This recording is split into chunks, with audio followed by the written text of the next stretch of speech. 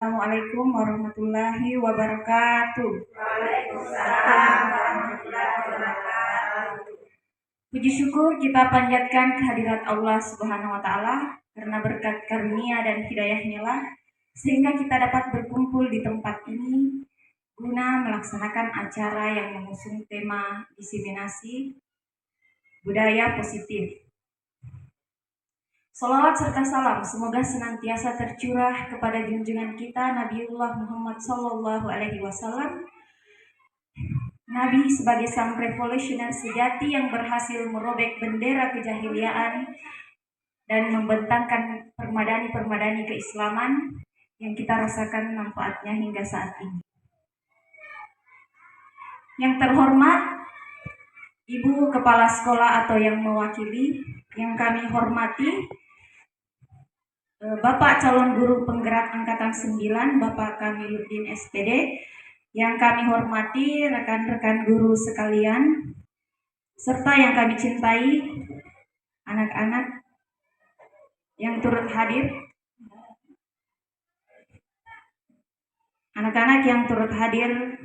dalam acara ini. Acara pertama pembukaan. Marilah kita membuka acara ini dengan bersama-sama membaca Bismillahirrahmanirrahim. Acara kedua, menyanyikan lagu Indonesia Raya. Hadirin dimohon berdiri.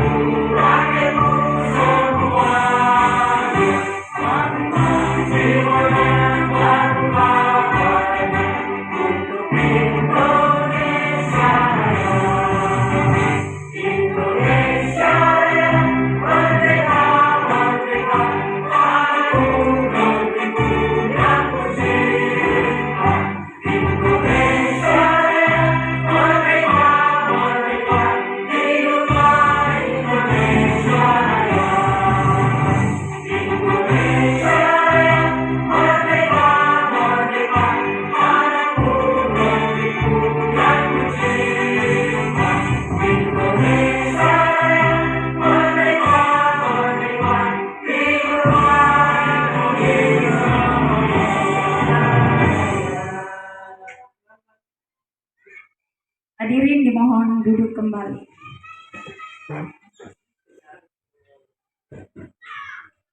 Acara selanjutnya sambutan kepala sekolah atau yang mewakili, kepada Ibu dipersilahkan.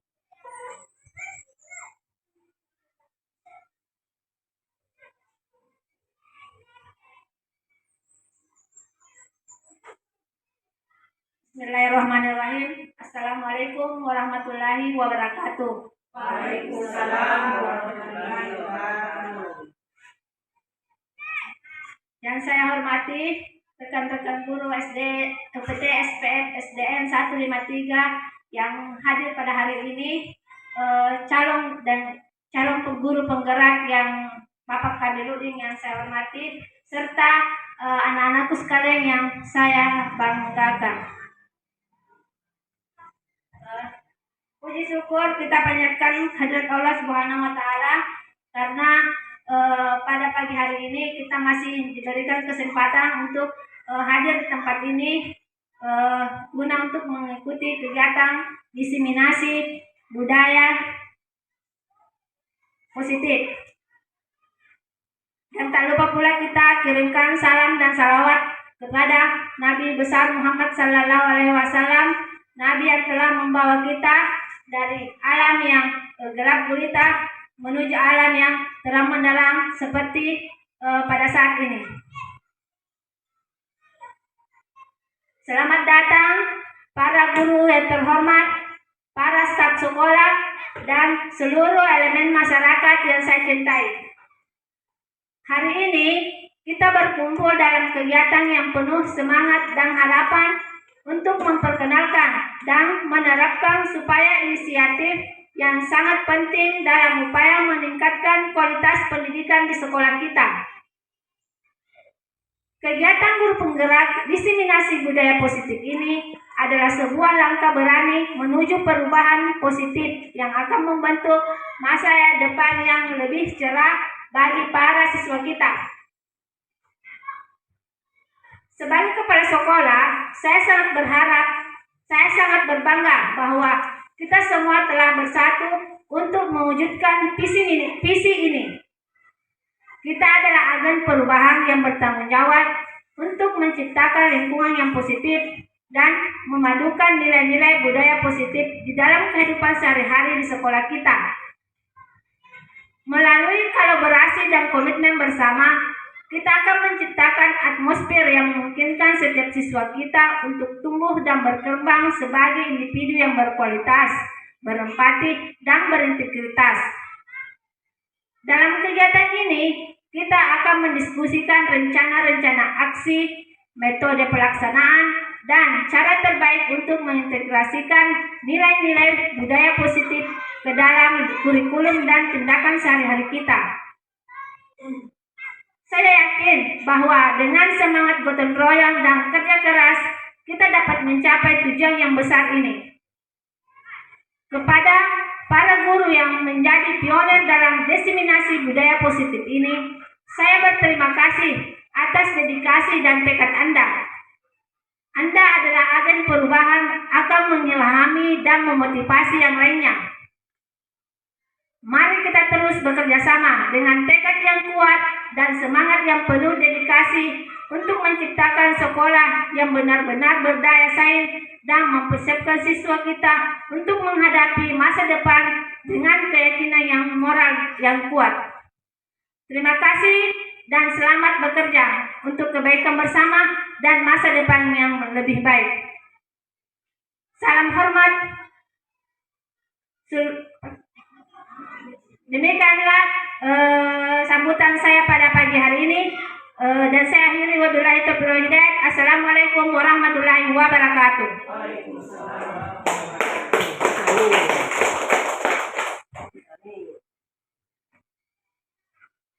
Itulah tadi sambutan dari kepala sekolah atau yang mewakili. Acara selanjutnya pemaparan materi yang berjudul diseminasi budaya positif yang akan dibawakan oleh Bapak Kamiluddin SPD selaku calon guru penggerak angkatan 9 Kabupaten Bulukumba tahun 2023. Kepada Bapak dipersilahkan. Ya, terima kasih atas kesempatan yang diberikan kepada saya. Sebelumnya saya mengucapkan Assalamualaikum warahmatullahi wabarakatuh. Waalaikumsalam warahmatullahi wabarakatuh. Yang terhormat Ibu Kepala Sekolah atau yang mewakili, yang kami hormati dan kami muliakan Bapak Ibu guru sekalian yang sempat hadir dalam kegiatan ini, serta seluruh komponen-komponen yang sempat hadir dalam kegiatan ini. Syukur alhamdulillah, kita panjatkan puja dan puji syukur kepada Allah Subhanahu wa taala karena berkat dan inayahnya lah sehingga kita bisa berkumpul di tempat ini untuk mengikuti acara yaitu berbagi pengalaman tentang pemahaman budaya positif. Dan tak lupa pula kita kirimkan salam beserta salawat kepada junjungan Nabiullah Muhammad SAW yang telah mengantarkan kita dari alam kebodohan menuju alam yang sudah mengenal ilmu yang seperti saat ini. Bapak Ibu sekalian yang kami hormati, tentunya sebelum saya memulai ini, saya mengucapkan terima kasih yang sebesar-besarnya kepada Ibu Kepala Sekolah atau yang mewakili karena telah memberikan izin serta memfasilitasi saya sehingga kegiatan ini bisa terlaksana pada hari ini. Dan juga ucapan terima kasih yang tak terhingga saya ucapkan kepada Ibu yang telah sempat hadir meskipun dalam kesibukannya masing-masing. Sekali lagi saya mengucapkan terima kasih. Ibu yang saya hormati, adapun tujuan diadakannya diseminasi ini adalah untuk berbagi ilmu tentang hal-hal yang saya ketahui dalam pendidikan guru penggerak. Namun bukan berarti saya berdiri di hadapan ibu-ibu sekalian, sayalah yang terpintar ataukah sayalah yang lebih tahu banyak hal. Tetapi tujuan saya berdiri di sini, Bapak Ibu sekalian, hanya ingin memaparkan sedikit materi. Siapa tahu bisa bermanfaat untuk Bapak Ibu sekalian. Ya, jadi kita tujuannya adalah untuk berkolaborasi untuk memajukan pendidikan di sekolah kita ini. Ya, karena kita tahu bahwa ilmu itu, Bu, kalau kita tidak berbagi, maka dia tidak akan bermanfaat. Tetapi apabila kita berbagi, meskipun itu kecil bagi kita, tetapi biasanya itu untuk semua orang itu biasanya sangat bermanfaat. Dan ini bisa menjadi ladang pahala buat kita kalau kita saling berbagi. Mungkin juga sekian yang jadi pengantar buat kegiatan hari ini. Selanjutnya untuk mengefisienkan waktu, maka langsung saja saya akan masuk pada materi inti pada kegiatan hari ini, yaitu judulnya adalah berbagi pengalaman tentang pemahaman budaya positif. Jadi ini adalah diseminasi budaya positif di sekolah kita. Bapak Ibu sekalian, di sini saya menampilkan tujuan pendidikan menurut Ki Hajar Dewantara. Ya, jadi menurut Ki Hajar Dewantara itu bahwa tujuan pendidikan itu menuntun segala kodrat yang ada pada anak-anak agar mereka dapat mencapai keselamatan dan kebahagiaan yang setinggi-tingginya, baik itu sebagai manusia maupun sebagai anggota masyarakat pada umumnya. Di sini ada gambaran proses pembelajaran yang mencerminkan pemikiran Ki Hade. Seperti apa itu gambarannya menurut Ki Hade? Di sini proses pembelajaran yang mencerminkan pemikiran Ki Hajar Dewantara atau biasa yang disingkat KHD, yang lagi populer di zaman sekarang itu KHD, ya, merupakan daya upaya untuk memajukan bertumbuhnya budi pekerti, pikiran dan tubuh anak dalam rangka kesempurnaan hidup dan keselarasan dengan dunianya. Ya, itu menurut Ki Hajar Dewantara. Semua ini bisa terlaksana apabila budaya positif itu bisa kita terapkan di sekolah kita, atau bisa kita berikan sama anak-anak mulai dari dia kecil sampai menjelang dewasa. Jadi harus ada pembiasaan. Dari di sini, apa itu budaya positif? Ya, jadi budaya positif itu merupakan pembiasaan hal yang baik, mencangkup sikap atau perilaku maupun tutur kata oleh seluruh warga sekolah. Ya, jadi hal-hal yang menyangkut budaya positif itu terkait dengan sikap dan perilakunya anak-anak. Ini yang dia maksud. Selanjutnya, di sini sebenarnya di sekolah kita itu sudah banyak menerapkan budaya positif. Salah satu contohnya adalah menerapkan 5S itu. Ya, sapa, salam, santun. Ya, yang itu sudah merupakan sebenarnya budaya positif yang sudah tertanam di sekolah kita. Ya. Namun dalam pembelajaran yang saya pelajari di modul dalam pendidikan guru penggerak, ada 6 item yang menjadi konsep utama budaya positif. Jadi yang ke-6 ini, Bu, saya pelajari di pendidikan guru penggerak itu selama 2 minggu. Ya, inilah yang dibahas dalam modul tersebut. 1 sampai 6. Tetapi pada kesempatan kali ini, mengapa saya berikan tanda yang berwarna merah seperti ini? Ini yang menyatakan bahwa saya akan fokus ke yang tanda merah itu, yang ada memang kaitannya yang berhubungan langsung dengan kegiatan-kegiatan di sekolah kita. Ya. Jadi ada dua fokus saya yang akan saya jelaskan pada hari ini, yaitu keyakinan kelas dan segitiga restitusi. Ya, mohon maaf di sini tidak ada S-nya. Segitiga restitusi ya. Ya, mohon maaf. Selanjutnya, saya akan masuk pada poin pertama, yaitu kesepakatan kelas. Ya, mungkin Bapak Ibu baru mendengar apa itu kesepakatan kelas. Sebenarnya kesepakatan kelas ini Bu sama artinya dengan peraturan kelas. Cuma kita naikkan sedikit levelnya. Ya, jadi peraturan kelas itu naik sedikit levelnya menjadi level 2 menjadi kesepakatan kelas. Peraturan kelas tadi naik level ke kesepakatan kelas. Kesepakatan kelas ini akan menjadi keyakinan kelas. Nah, inilah yang akan diharapkan ada di kelas ibu-ibu.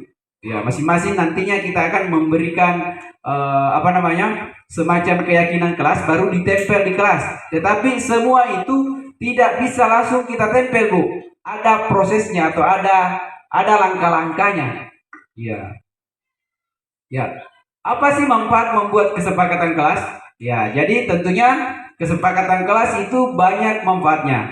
Ya, terutama cara yang efektif untuk menciptakan iklim belajar yang positif, kolaboratif di dalam kelas. Selain itu juga membuat kesepakatan kelas juga mengajarkan siswa tentang pentingnya tanggung jawab, menghormati orang lain dan bekerja secara kolektif atau secara menyeluruh.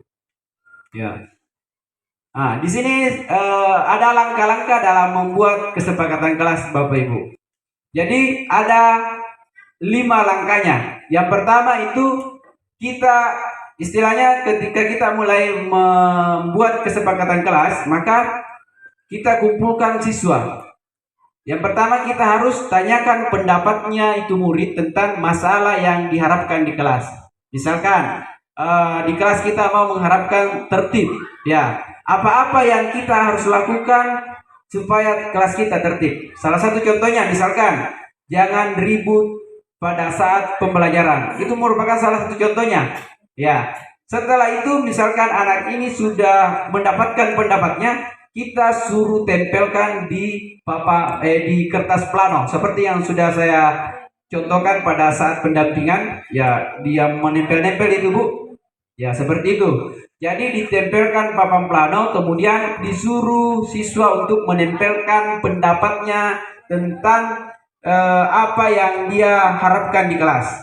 Jadi itu yang menjadi peraturan. Semua siswa dilibatkan. Kemudian kita eksplorasi ide dari murid untuk mencapai kelas impian. Jadi kita pancing itu anak-anak tak untuk memunculkan ide-ide apa yang harus diterapkan supaya kelas tersebut itu bisa tertib dan aman. Kemudian yang ketiga, harus kita mengambil kesimpulan dari murid. Jadi semua jawabannya itu siswa ibu yang dia tempel itu kita bacakan secara keseluruhan. Sesudah itu kita sebentar setelah terkumpul semua, inilah yang akan menjadi keyakinan kelas kita. Ya, jadi keyakinan kelas itu contohnya ibu kalimatnya itu selalu menggunakan kalimat yang positif. Ya, tentunya dalam kesepakatan kelas tadi biasanya anak-anak itu masih menggunakan kalimat negatif. Nah, tugas kita sebagai seorang guru, kita harus rubah kalimatnya itu menjadi kalimat positif. Misalkan tidak boleh ribut pada saat belajar. Maka untuk merubah kalimat ini menjadi kalimat positif berarti kata tidaknya itu tidak boleh ada kalimat positif di dalamnya. Misalkan tertib dalam mengikuti pembelajaran. Nah, itu baru namanya keyakinan kelas. Ya, seperti itu gambarannya Bapak Ibu. Kemudian mungkin Ibu bertanya, apa perbedaan peraturan kelas dengan keyakinan kelas? Ya, kalau peraturan kelas itu Bu dibuat oleh guru dan akan dilaksanakan oleh siswa. Bedanya kalau keyakinan kelas ini melibatkan siswa. Ya, jadi keinginannya siswa yang dibuat ke situ. Ya, seperti itu. Itu perbedaannya kesepakatan kelas dengan peraturan kelas. Ya, di sini saya menampilkan salah satu contoh keyakinan kelas yang sudah ada. Ya, mungkin bisa saya perbesar sedikit. Ya, jadi sini ada budaya S, senyum, sapa, salam, sopan dan santun. Ya, ini kalimatnya kan kalimat positif semua. Menjaga kebersihan dan keindahan kelas. Kemudian mematuhi protokol kesehatan. Ini masalah kesehatan. Nilainya yang terdapat di sini adalah kesehatan. Kalau di atas budaya sopan. Kemudian ini di sini kebersihan yang kedua. Kemudian yang keempat, berbicara dengan guru. Berbicara dengan guru atau wali kelas apabila ada masalah di dalam kelas. Artinya siswa itu akan mengungkapkan apa-apa yang menjadi kendala di kelas kepada ibu gurunya. Kemudian selalu berdoa sebelum dan sesudah kegiatan KBM atau kegiatan belajar mengajar. Jadi religius di sini. Nilai yang tertanam pada siswa itu tertanam pada poin kelima, religius. Kemudian peduli sesama dan menjaga solidaritas. Iya, kerjasama atau gotong royong bisa di situ. Nah, di sini ada contoh kedua. Ya, jadi seperti ini Bu ya. Kalau buat di keyakinan kelas harus bervariasi. Ya, ada daya tariknya.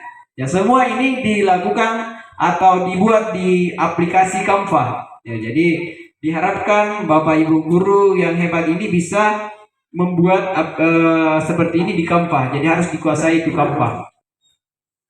Itu yang sangat kita harapkan sekarang. Terus yang kedua, ketika semua peraturan yang kita sudah buat tadi, keyakinan-keyakinan kelas yang kita buat tadi masih dilanggar oleh siswa. Nah, ini obatnya. Kalau sudah peraturan yang dibuat itu dilanggar, maka kita harus tangkis dengan ini. Namanya segitiga restitusi. Ya, jadi segitiga restitusi ini adalah proses menciptakan kondisi bagi murid untuk memperbaiki kesalahan mereka. Ya. Ya, ini segitiga restitusi itu adalah kondisi bagi murid untuk memperbaiki kesalahan mereka sehingga mereka bisa kembali pada kelompok mereka dengan karakter yang kuat. Ya. Ini namanya segitiga restitusi. Membuat anak itu mengakui kesalahannya. Jadi bukan lagi tanpa kekerasan lagi. Kita sekarang sudah dilarang memberikan pukulan-pukulan sama anak-anak, Bu. Ya, banyak kejadian. Di daerah-daerah lagi itu ada guru yang diketapel matanya sehingga matanya buta. Ada guru yang dilaporkan. Nah, hal-hal itulah yang kita hindari. Inilah langkah yang tepat untuk menangani hal tersebut. Di sini ada langkahnya, Bu. Ya, jadi dalam menerapkan segitiga restitusi itu ada 3 langkahnya. Yang pertama adalah menstabilkan identitas. Ya, ini diajak siswa ya dulu ngobrol santai supaya dia bisa terbuka. Setelah itu barulah kita validasi tindakan yang salah. Ya, kemudian barulah kita masuk pada inti permasalahannya itu siswa kenapa sehingga dia melakukan kesalahan. Jadi dia anak-anak itu terbuka, Ibu. Setelah itu dia akan kita bandingkan apa yang menjadi perbuatannya itu yang dianggap salah dengan keyakinan yang sudah kita buat tadi. Baru kita tanya, apakah kira-kira kamu melanggar atau tidak? Tentunya dia akan, kalau dia ingat ini kesepakatan kelas yang kita buat, dia akan merasa bersalah. Wah, memang saya ini bersalah. Ya, ya begitu ya Bu. Nah, untuk lebih jelasnya, ada di sini video yang saya akan tayangkan mengenai bagaimana itu siswa menangani siswa yang bermasalah.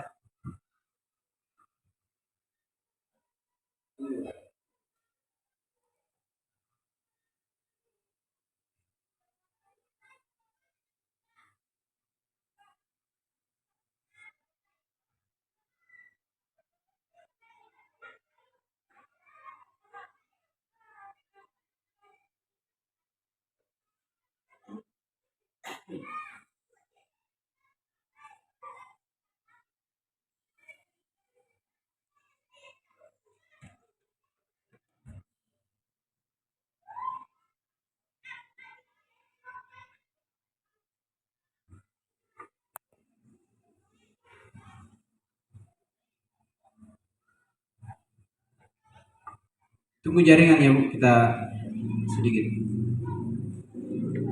Ya, ini.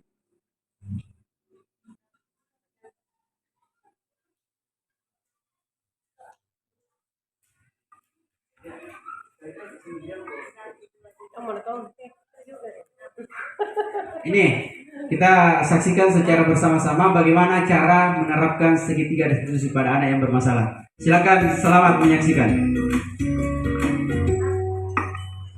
Salam dan bahagia Ibu dan Bapak guru hebat.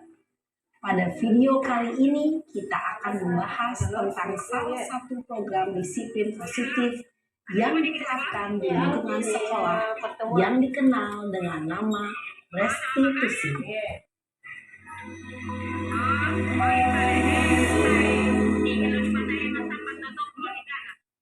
Restitusi dikembangkan oleh pakar pendidikan Diane Dawson berlandaskan pada teori kontrol Dr. William James. Segitiga restitusi adalah suatu proses dialog yang dijalankan oleh guru atau orang tua agar dapat menghasilkan murid yang mandiri dan bertanggung jawab. Pada saat guru di posisi manajer, aspek yang dikembangkan pada murid adalah motivasi intrinsik, sehingga penanaman nilai-nilai kebajikan dapat tumbuh dan berkembang menjadi suatu kebiasaan positif yang akhirnya membentuk karakter murid. Proses dialog ini terdiri dari 3 langkah yang digambarkan pada ketiga sisi pada segitiga restitusi. Sisi pertama adalah menstabilkan identitas.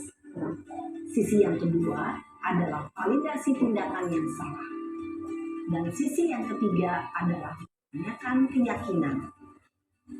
Ibu dan Bapak, berikut ini akan ditunjukkan bagaimana seorang guru berada dalam posisi manajer menggunakan penerapan segitiga restitusi.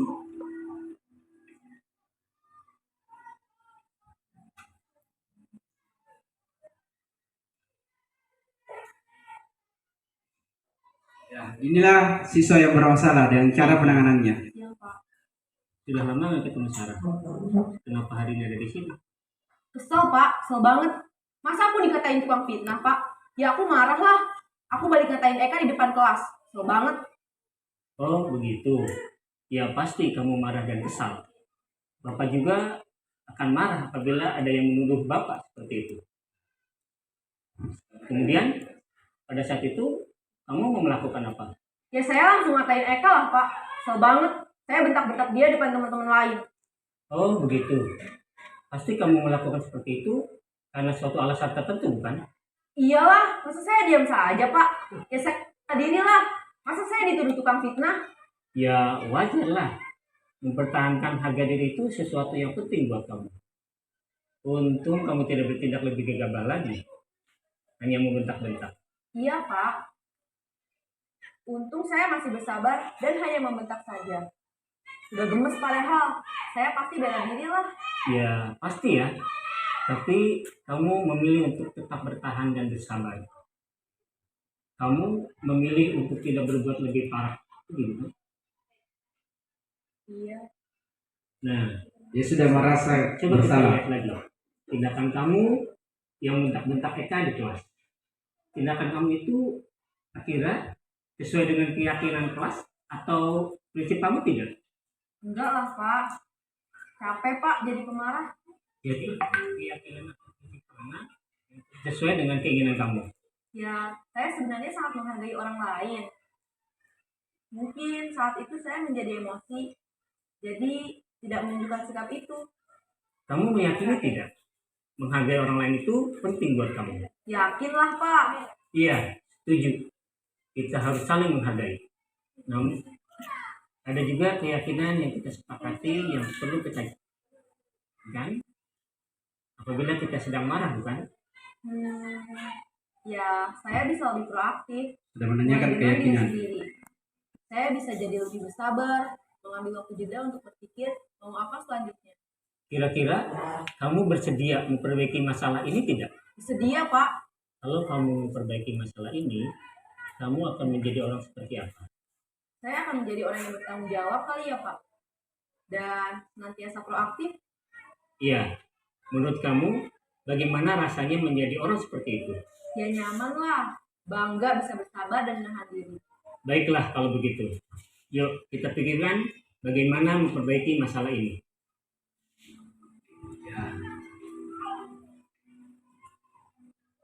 Ya, demikianlah video tentang bagaimana cara melakukan segitiga restitusi kepada anak yang bermasalah, Ibu. Masih ada lanjutannya kayaknya nih. Lanjut ya. Nah, Ibu dan Bapak guru ini hebat. penjelasannya, Ibu. Baru saja kita menyaksikan contoh bagaimana seorang guru berada dalam posisi manajer membutuhkan penerapan segitiga restitusi. Mari kita bahas satu. Ini penjelasannya. Pada sisi pertama, menstabilkan identitas berdasarkan pada prinsip bahwa membuat kesalahan adalah bagian dari proses pembelajaran. Sisi pertama dari segitiga ini berperan menggeser identitas murid dari identitas gagal ke identitas sukses. Murid yang sedang bertingkah laku yang tidak pantas diri saat itu sedang mengalami identitas gagal. Bila kita mengkritiknya, maka posisinya tidak akan berubah. Kita bisa mengajukan pernyataan-pernyataan ini. 1. Membuat kesalahan sesuatu yang Ya, wajar. ini contoh pertanyaannya. 2. Manusia tidak ada yang sempurna. 3. Kita bisa memperbaiki masalah ini. 4. Saya tidak menanyakan kesalahannya. Saya lebih fokus bagaimana memperbaiki masalah ini. 5. Apakah saat ini kamu telah menjadi orang yang baik untuk dirimu sendiri? Pada sisi kedua, validasi tindakan yang salah berlandaskan pada prinsip bahwa setiap perilaku berupaya memenuhi suatu kebutuhan tertentu. Guru yang telah memahami teori kontrol akan bergeser dari pemikiran stimulus respon menjadi proaktif dan mencoba untuk mengenali tujuan dari perilaku, mengenali dan mengakui kebutuhan murid ini dapat memperbaiki hubungan murid tersebut. Pernyataan atau pertanyaan bisa disampaikan dengan nada suara tidak menghakimi atau pojokan, sehingga dapat membalikan murid pada posisi positif. 1. Kamu bisa saja bertindak lebih gegabah lagi dari ini. 2. Kamu bukan melakukannya tanpa suatu alasan tertentu. 3. Kamu melakukannya karena mempertahankan sesuatu yang penting bagimu. 4. Mungkin kamu bisa mempelajari suatu perilaku baru yang lebih efektif. Bersediakah kamu mempelajarinya? Selanjutnya, kita akan simak sisi terakhir, yaitu menanyakan keyakinan. Teori kontrol menyatakan bahwa pada dasarnya kita termotivasi secara intrinsik. Pada saat perilaku yang salah, pada validasi, dan identitas sukses telah stabil, maka murid telah siap mengaitkan keyakinan-keyakinannya dengan tindakannya yang salah, dan pemikirannya telah bergeser ingin menjadi orang yang dituju. Pertanyaan-pertanyaan ini dapat mengaitkan keyakinan-keyakinan yang dianut murid. 1. Sebagai keluarga atau kelas, apa yang kita yakini? 2. Nilai-nilai apa yang telah kita sepakati? 3. Seperti apa gambaran sebuah kelas yang ideal bagi kamu? 4. Kamu ingin menjadi orang seperti apa?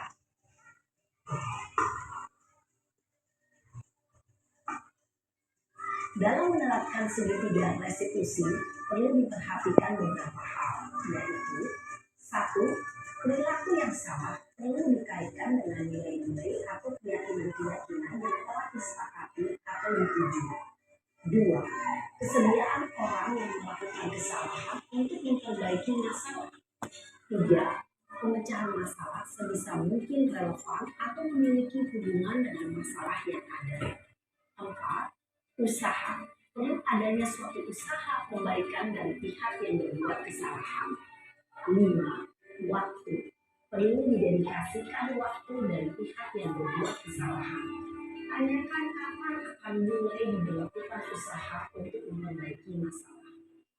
Dengan memahami struktur penerapan segitiga restitusi, diharapkan diri dapat menerapkan posisinya sebagai manajer dengan mengajukan pertanyaan-pertanyaan bermakna yang dapat membuat murid menjadi lebih percaya diri, bertanggung jawab, dan mandiri.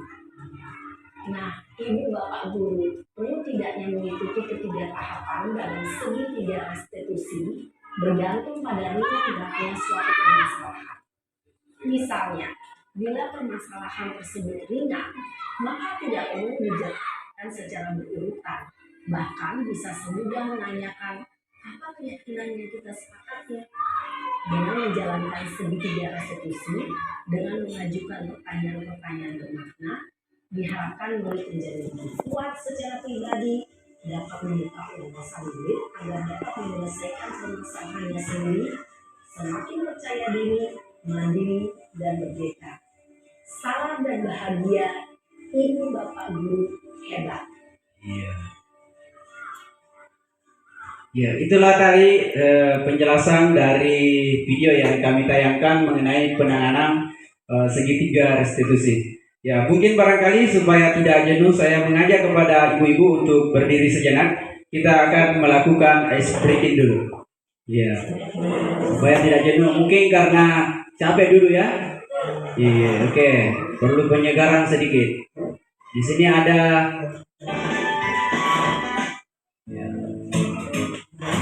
Ya, sama-sama kita melakukan gerakannya. Iya.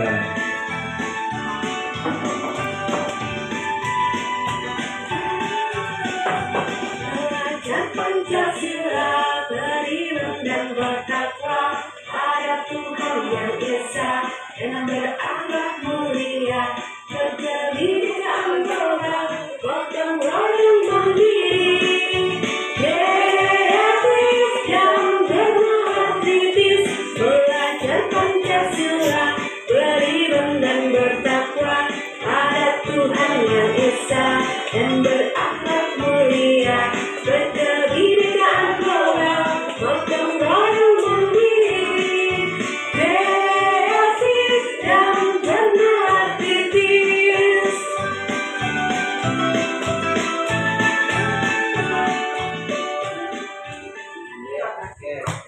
Duduk kembali. Terima kasih. Nah, sekarang mungkin tibalah saatnya saya akan menyimpulkan dari penjelasan dari video yang telah kita lihat tadi, bahwa restitusi itu merupakan suatu proses kolaborasi yang mengajak siswa untuk mencapai solusi dari masalah yang dihadapi. Siswa diajak berpikir tentang orang seperti apa yang mereka inginkan dan bagaimana mereka harus memperlakukan. Ini menurut dosen pada tahun 1996.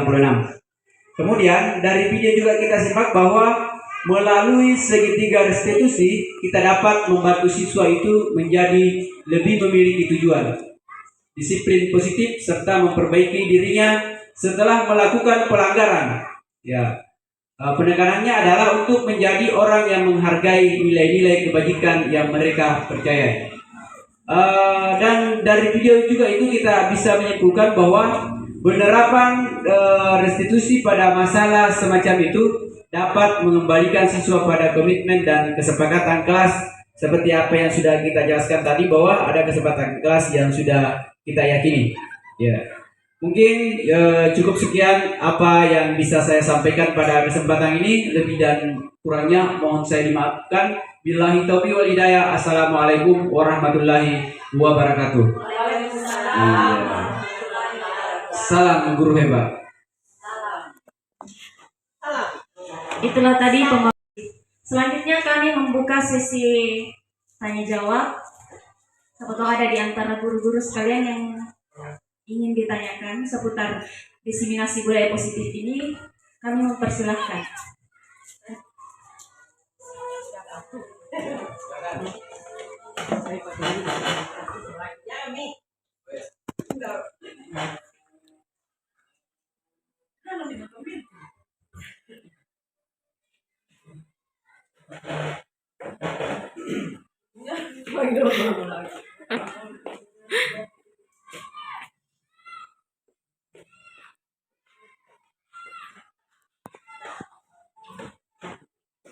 Terima kasih atas kesempatan yang diberikan kepada kami untuk mengajukan pertanyaan.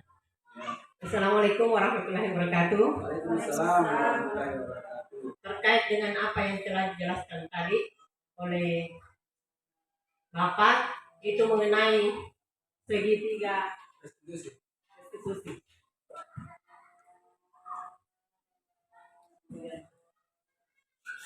Ya, ada 3 langkah dalam restitusi, yaitu yang pertama menstabilkan identitas, kemudian yang kedua validasi tindakan yang salah, dan yang ketiga menanyakan keyakinan. Ini diterapkan kepada siswa apabila ada siswa yang bermasalah. Yang menjadi pertanyaan bagi saya, bagaimana seandainya ketiga restitusi ini sudah diterapkan kepada siswa, sementara siswa tersebut belum berubah juga. Kira-kira apa yang bisa kita tempuh supaya anak tersebut bisa kembali seperti apa yang diinginkan dengan 3 langkah restitusi ini. Terima kasih. Assalamualaikum warahmatullahi wabarakatuh. Ya, terima kasih atas pertanyaan yang sangat menarik dari Ibu Dr. Andawa Hidayat. Mengenai pertanyaan yang dilontarkan tadi bahwa ketika 3 langkah restitusi ini sudah dilaksanakan kepada siswa, namun siswa itu masih bermasalah. Ya, jadi ada beberapa langkah yang harus kita laksanakan. Jadi intinya Bu, kita jangan menghakimi itu anak. Artinya ketika ketiga langkah ini kita sudah jalankan, maka mungkin langkah yang terakhir itu adalah memberikan pendekatan-pendekatan kepada anak tersebut. Ya, terutama kita harus cari tahu latar belakang keluarganya bagaimana. Atau bisa kita menggunakan sistem kekeluargaan untuk membujuk, atau bisa melibatkan orang tuanya di sini. Ya, mungkin perlu penglibatan orang tua. Ya, intinya jangan memberikan hukuman kepadanya secara fisik, karena itu dilarang sekarang Bu. Hindari, apalagi kalau kita seorang guru ya memberikan suatu tindakan kekerasan, maka itu ada kode etiknya yang kita langgar Ibu. Jadi jangan sekali-kali. Mungkin cukup sekian jawaban dari pertanyaan Ibu. Oke.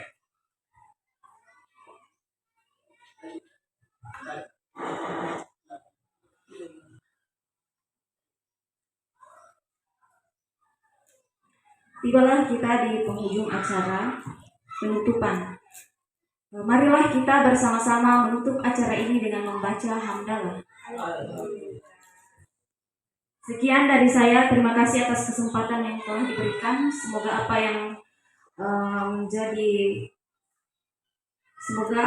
yang Bapak sampaikan hari ini dapat menjadi bahan pembelajaran untuk kita semua. Sekian, wassalamualaikum warahmatullahi wabarakatuh.